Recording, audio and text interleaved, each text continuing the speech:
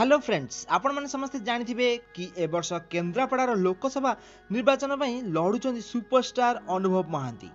तो तांको विपक्ष रे रहिचंदी केन्द्रापड़ार 10 वर्ष हेबो जीति आसुथिबा बैजयंत पंडा।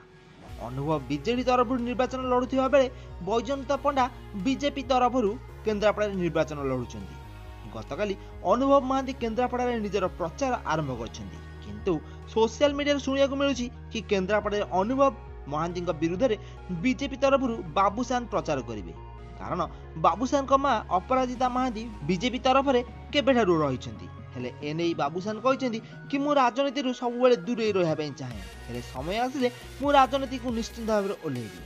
आउ रज पई मु वर्तमान फिल्म शूटिंग रे व्यस्त रही, तेणु मु एबे कौन प्रचार अभियान रे जोग दे परिबि नहीं। हेले फ्रेंड्स, बैजयंत पंडा केन्द्रापड़ा दीर्घ 10 वर्ष हेबो जीति आसुथिले, किंतु से रही बीजेडी तरफ माने बिजु जनता दल तरफ से 10 वर्ष हेबो केन्द्रापड़ा जीति आसुथिले।